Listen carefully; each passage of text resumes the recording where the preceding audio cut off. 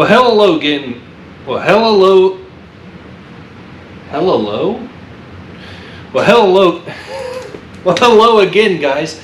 It is time to swamp out the front end of this 81 El Camino, and it is pretty nasty. There has been a few things leaking quite a bit for a very long time. So we're going to get to scraping and spraying. We'll eventually pressure wash it all out.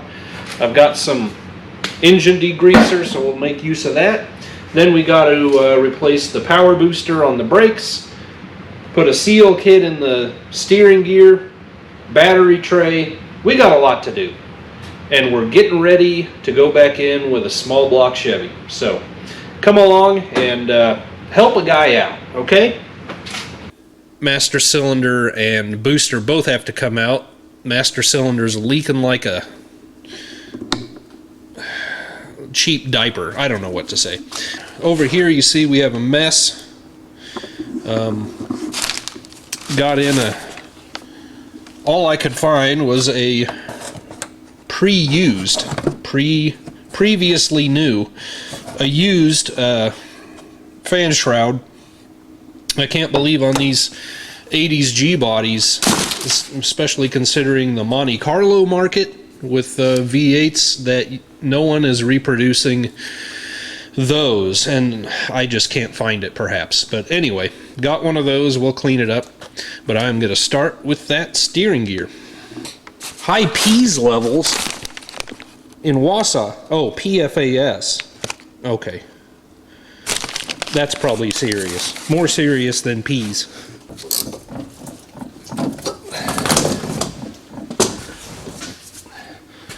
Alright, I've got that Pitman arm under some tension with a gear puller, and hopefully just a little boop will get her off. We'll see. I think this hammerhead might fly off.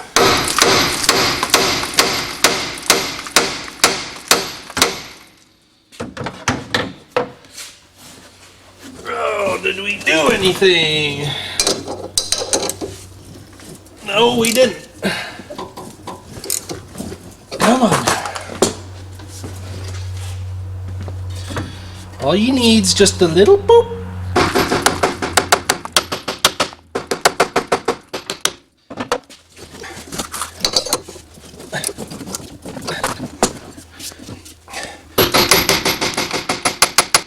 "42 years isn't as long as all that. Come on."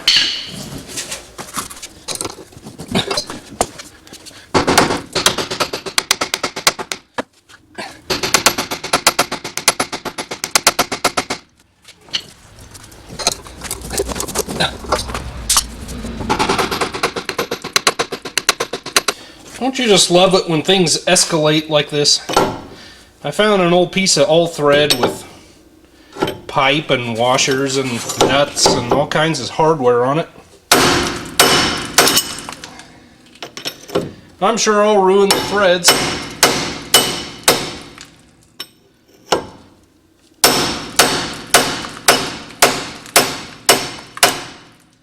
I think she went now. Oh yeah.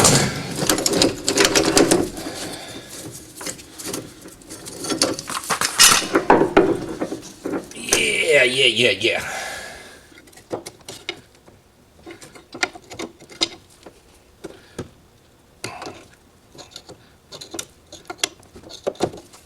Well, the impact wasn't getting one, so I used my half-inch ratchet, not even a breakover, and I broke the bolt in half. So I suppose it was going to happen no matter what I used. Just always kind of annoying. Alright. These 3 taken out here. Everything is just juicy and nasty, which is great. And now let's see what we got.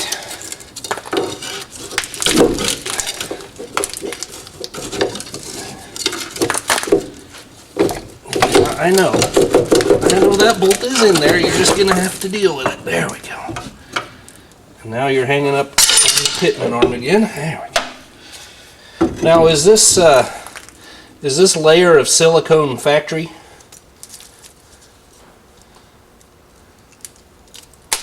Kinda find it hard to believe. Now I've got to get this leaking master off of here, and I'm going to put some of the PB on it, you know, the Peter Bandman blaster.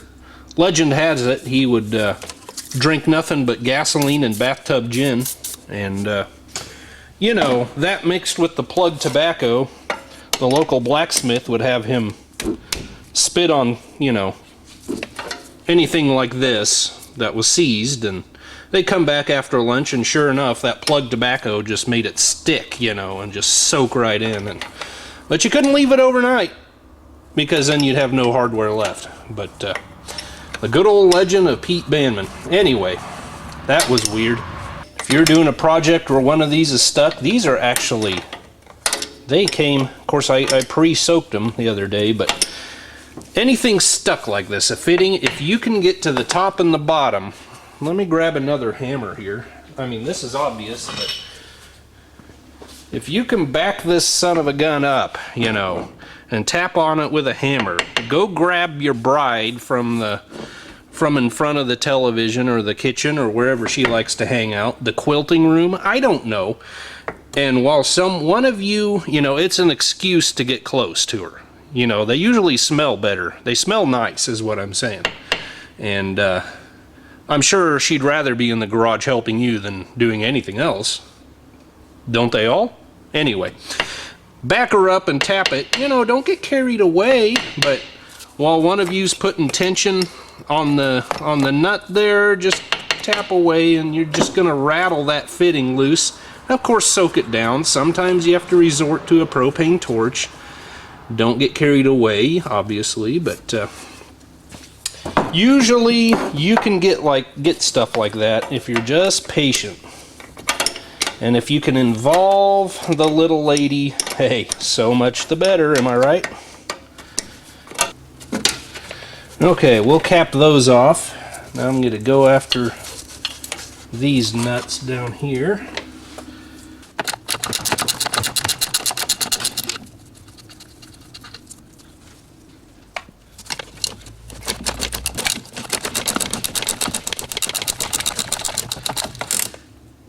See that thing leaking out of here, out of the back when I take it loose?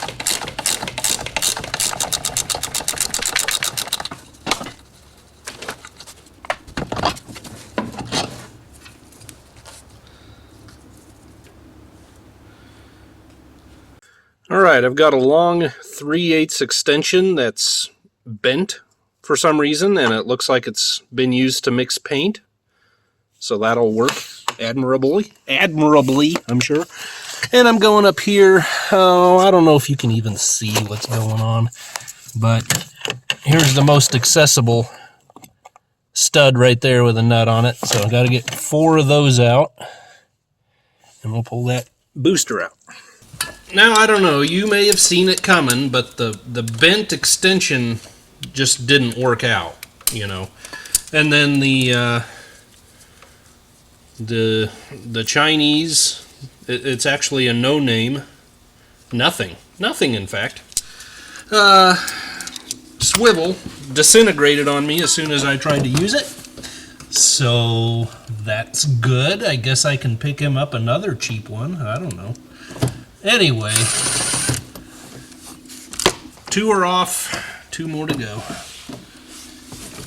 I just can't. Couldn't they have based this car off of a Caprice? There she is. No.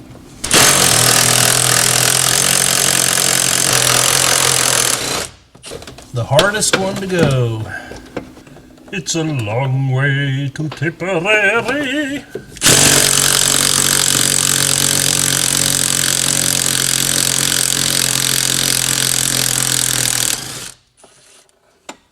It's a long way back home.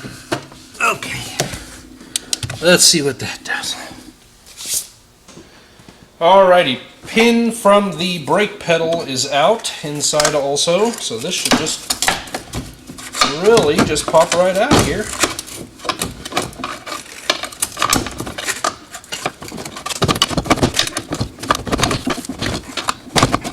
Well,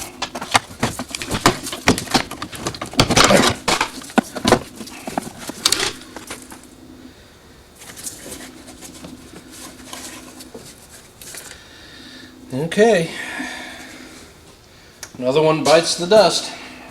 Well, I'm going to finish out my time here tonight starting on the motor mounts. These are tricky.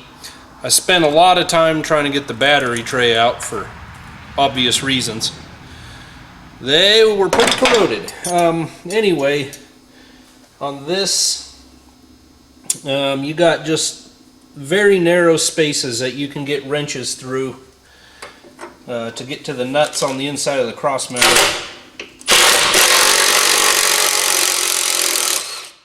So I'll be here maybe another 15 minutes. I'll see how much I can get done, and hopefully we'll get them out. I don't know, but we will see you later. Hopefully we'll start cleaning here. This here is a tool I made years ago. I made it for changing out motor mounts on the OSB, the old body style years of pickups, you know, the 88 year model plus. A regular 15 millimeter, you know, regular wrench, you just don't have the reach, and getting up from the floor through the lower control arm pocket just isn't getting it done for me here. Maybe it would if this was back on the lift, but I'm not on the lift right now. Put a little kink in the pipe. I just made this, you know, I cut apart a cheap 15 millimeter wrench that I bought off the rack at, it's a Master Mechanic. I don't know if that was, I don't remember if that was Ace Hardware or O'Reilly's or where I bought it. Doesn't matter. But anyway, just an El Cheapo, and I put a kink in it now. So see if I can find this bolt head.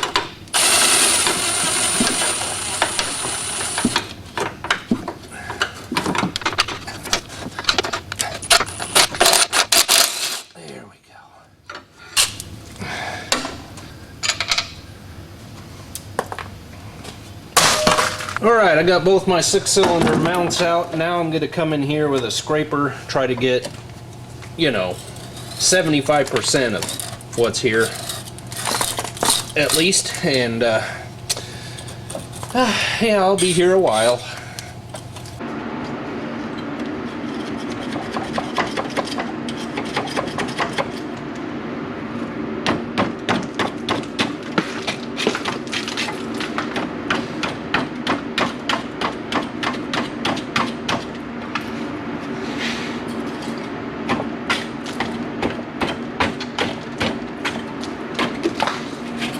Alright, well, I've just done about all the scraping I'm going to do, I think. So I'm going to get ready, and hopefully if the pressure washer that we've got here works, I got to test that out first.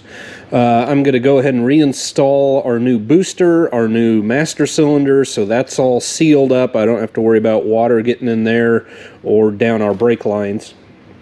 Then I'll push this out, and I should seal up probably our AC lines and so forth also, but yeah, then we'll push it out and we'll pressure wash it.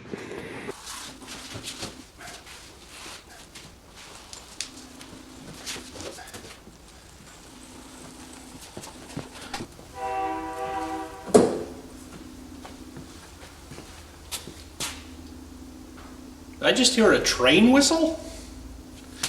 Anyway, I was at Atwood's the other day and picked up some of their Harvest King engine degreaser. If you don't know what an Atwood's is, it's like Tractor Supply, only everything Tractor Supply never even tried to be, you know. I guess when you're so busy trying to restrain a dog fight in the checkout line, you got your hands full, so you can't offer everything, you know. Bit of a bias, bit of a pet peeve there. But I have no idea if Harvest King engine degreaser works. But if you're ever buying Atwoods, check it out. Total hillbilly Walmart. You know, about the size Walmart started out being. They got everything. They got everything. Oh yeah, foamy. We're just gonna soak everything down under here.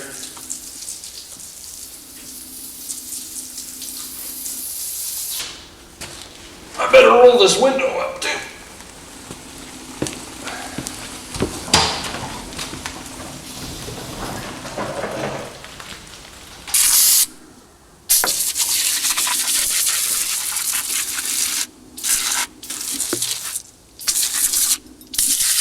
I have no clue how this thing runs, but it does. I mean, I imagine it's been sitting unused for who knows how many years. And it just, I shot a little brake clean down the carburetor because it's all I had. And the gas smells like Minwax, you know. But it just runs. Amazing. Absolutely amazing.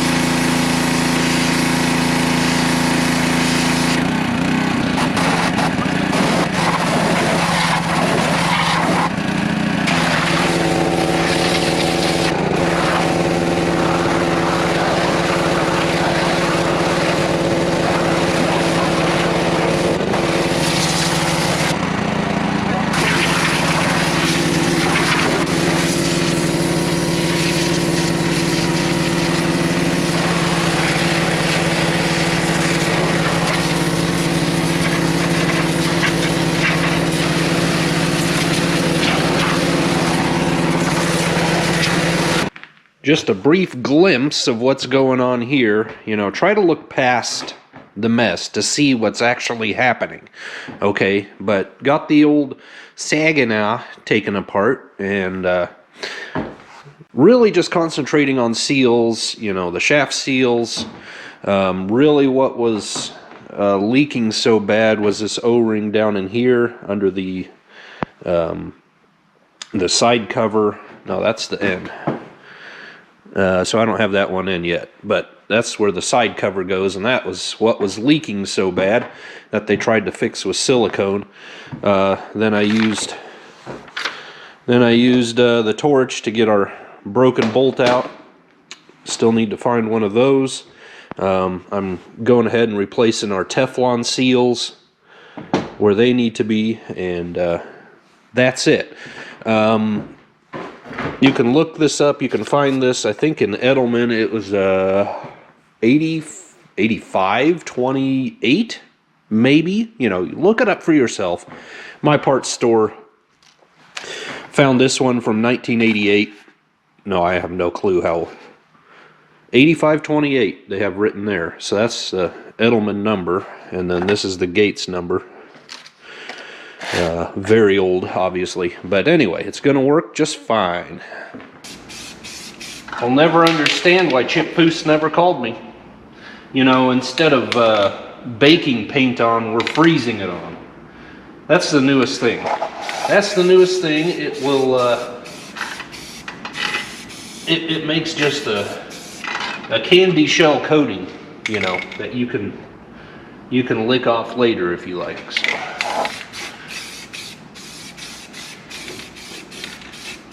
But I could not leave it. Absolutely could not leave it as it was. Certainly, I had to get most of that grease off and caked on dirt and junk. The inner fenders, we'll probably try and clean those up a little bit, what's visible of them. Scotch Brite pad or fine steel wool and some glass cleaner or something, and just kind of get the stains off of them, you know. But that looks, you know, from back here, and imagine an engine in it where you can hardly see anything in here anyway. That'll do just fine. I hope you can appreciate me filming this part. You know, I had Rocky playing over there on the old laptop machine, and you know, the Italian Rocky. Okay, I don't know why you're here. You don't need to be here, but I'll just get you going. Get you going out of the way. And now my bolt, these are always kind of tough because you can't reach anything. I actually had quite a bit of fun with this steering gear. It has been years since I have gone through one, so that was kind of enjoyable on some levels. And of course, you saw all that silicone packed in the side cover here, and that was the main leak, I believe. Anyway, you saw me pull it out, so I'm gonna tighten it all back down, get her all set, Pitman arm on, move on to motor mounts. I'm not gonna bother showing it because frankly, it just takes forever for me to get everything lined up and tighten. But this is just kind of the mad genius that Chevrolet was back in the day. You know, they got a few options here for your particular engine, and I'm pretty sure the small block option, of course they only offered a 305 in this year model, but I'm pretty sure these two on top and this slot on the bottom are the ones we want for this engine going back in. So I already got this side in, so you can see how it kind of even hangs over the cross member here up front, but it grabs that crooked slot, and you got to put a bolt in through the bottom there, so it makes it difficult, and it just takes forever. So I'm not going to put you through that torture, but that's what we do.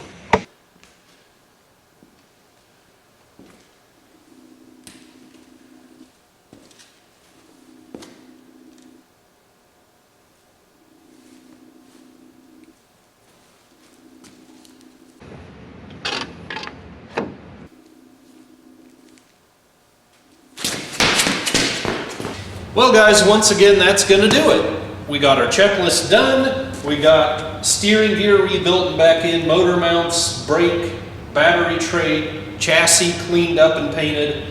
I think that's it. Honestly, I would like to just keep moving, you know, put the engine and transmission together and slide it in there, but it's going to have to wait for another day. But like I said, I really do appreciate you guys coming along. If you're new here, you can go back and watch the first video on this where I tore out the original 6-cylinder. Check out the channel. I have lots of other videos, lots of other projects, do lots of other things. Click subscribe if you want to keep up. Something new, you can also click join for $2.99, $2.99 per month. You can get extra videos to watch. You become a member. And honestly, some people, so I'm told, go to them fancy coffee places and they spend 2 or 3 times that amount per day. I mean, they're popping up everywhere. I wonder if there's one out here.